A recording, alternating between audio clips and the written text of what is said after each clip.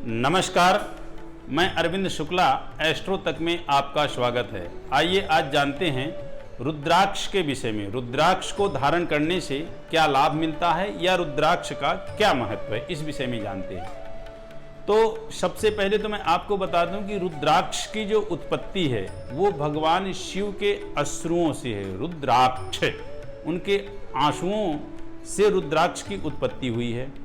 और रुद्राक्ष 14 मुखी के होते हैं, 21 मुखी तक का वर्णन आया है हमारे शास्त्रों में कि रुद्राक्ष 21 मुखी तक का होता है। इसमें हर मुखी के रुद्राक्ष का अपना अलग महत्व है, लेकिन जो एक मुखी का रुद्राक्ष होता है उसको पहनने का सबसे ज़्यादा महत्व है, और पंचमुखी जो रुद्राक्ष होता है उसको जाप करने का सबसे ज़्यादा महत्व है।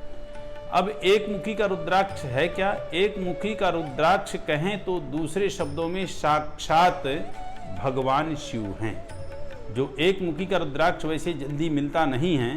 यदि एक मुखी का रुद्राक्ष जिस व्यक्ति को मिल गया है और उसने धारण कर रखा है तो आप ये समझिए कि भगवान शिव की बड़ी ही उसके ऊपर परम कृपा है, और उसने जो रुद्राक्ष धारण किया है तो एक प्रकार से भगवान शिव को ही उसने अपने शरीर में विराजमान कर रखा है, यानी भगवान शिव की कृपा को उसने पूर्णतः प्राप्त कर रखा है। एक मुखी रुद्राक्ष के विषय में आपको मैंने ये बताया। जो पंचमुखी रुद्राक्ष है उस पंचमुखी रुद्राक्ष का जाप में बहुत ज़्यादा महत्व है। पंचमुखी रुद्राक्ष के द्वारा यदि आप जाप करते हैं तो भगवान शिव के किसी भी मंत्र का आप जाप करें, निश्चित रूप से आपको अभिष्ट सिद्धि की प्राप्ति होगी। अब इस पंचमुखी रुद्राक्ष और एक मुखी रुद्राक्ष, ऐसा नहीं कि पंचमुखी रुद्राक्ष तो आप उसको पहन नहीं सकते, पंचमुखी रुद्राक्ष को भी आप पहन सकते हैं। रुद्राक्ष की कई प्रकार की पहचानें होती हैं, उसको आप अच्छे से परख करके पहचान करके फिर आप उसको धारण करें।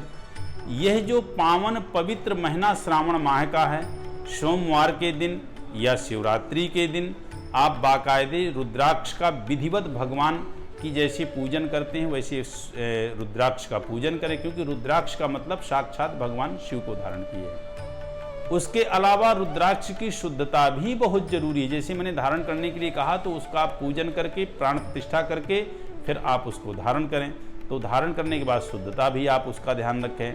आप मल त्याग करने जाते हैं, आप सोते समय, आप स्नान करते समय यदि उतार सके तो अति उत्तम होगा। और ख़ास करके किन जगह पे रुद्राक्ष को धारण किए हुए हैं और यदि आप वो कृत्य कर रहे हैं तो रुद्राक्ष की जो एनर्जी है, ताकत है, जो उसकी पवित्रता है वह खत्म हो जाएगी। जैसे आप यदि शराब आदि पी रहे हैं, मदिरा आदि पान कर रहे हैं, मीट आदि खा रहे हैं और रुद्राक्ष को धारण किए हुए हैं और यह कल्पना कर रहे हैं कि नहीं, मेरा रुद्राक्ष को तो बहुत ही अतिशय पवित्र है और इस पे तो भगवान शिव ही की बड़ी कृपा है, तो बिल्कुल भूल जाइएगा, आप दिमाग से निकाल दीजिएगा। उसकी ऊर्जा, उसकी ताकत, उसकी पवित्रता जैसे जैसे खत्म होगी वैसे वैसे वो नॉर्मल एक आपके लिए गुड़िया की भांति रह जाएगा। कहीं पे सूतक है या किसी जगह मृतक की स्थिति हुई है, अशुद्धता है, ऐसी जगह पे वो आप पहन करके ना जाइए। आप उसको जब पहने, धारण करें, यदि पंचमुखी की माला पहन रहे हैं या एक मुखी रुद्राक्ष पर पहने हुए हैं तो समय समय पर आप भगवान शिव के मंत्रों का उस माला से, हालांकि जिस माला से जाप किया जाता है उस माला को पहना नहीं जाता है, एक चीज़। दूसरी चीज़, गुड़िया के बीच में जो मनका होती है उसके बीच में गैपिंग होनी चाहिए।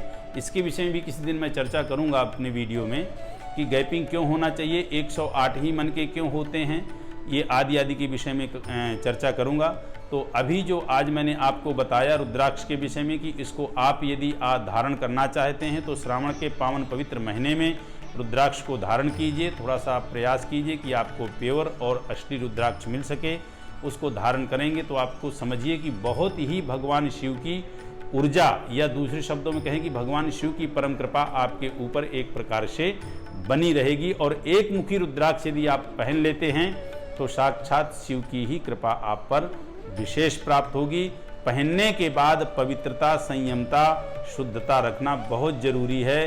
किसी भी चीज़ को आप ले लें, रख लें, धारण कर लें, यदि उसकी शुद्धता, संयमता और आप पवित्रता नहीं रखेंगे तो वो चीज़ उतनी लाभ आपको नहीं दे पाएगी। तो ये मैंने रुद्राक्ष के विषय में आज आपको बताया।